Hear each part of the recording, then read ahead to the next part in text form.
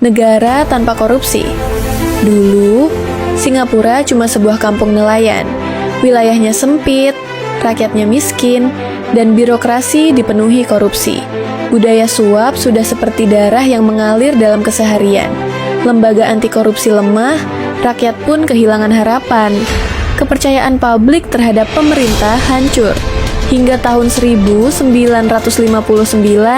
seorang tokoh bernama Lee Kuan Yew naik menjadi Perdana Menteri. Ia sadar, kalau negara kecil ini mau maju, korupsi harus dihancurkan sampai ke akarnya. Lee pun mulai dengan jalan berbeda. Ia hentikan politik balas budi. Posisi strategis di pemerintahannya hanya diisi oleh orang yang kompeten, bukan titipan. Setelah itu, ia juga mulai memperkuat CPIB, Lembaga Pemberantas Korupsi Singapura.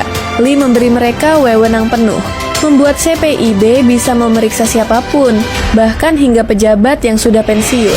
Kasus korupsi tidak ada kadaluarsa, dan semua proses wajib diumumkan secara terbuka, agar pelaku juga dihukum secara sosial. Lee juga membuat kebijakan radikal. Gaji menteri dan pejabat senior disetarakan dengan CEO perusahaan besar. Tujuannya untuk menarik orang-orang terbaik masuk ke pemerintahan tanpa khawatir kehilangan pendapatan tinggi. Tapi kompensasi besar ini dibarengi dengan aturan yang ketat.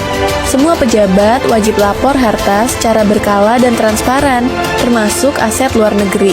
Jika terbukti korupsi, hukuman berat akan menanti. Tidak ada nego, tidak ada diskon masa kurungan. Aset koruptor juga bisa disita. Bahkan sekalipun sudah dipindahkan atas nama keluarga, mantan koruptor juga tidak bisa lagi menempati posisi jabatan publik maupun perusahaan milik negara. Hasilnya, kini Singapura masuk 3 besar negara paling bersih dari korupsi.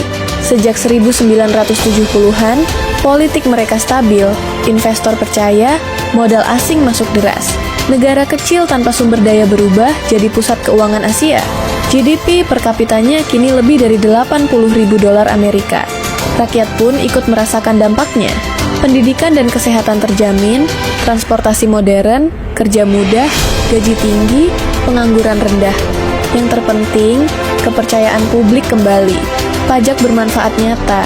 Kesempatan jadi lebih adil. Kalau dibandingkan dengan Indonesia, cerita ini cuma bikin kita merenung.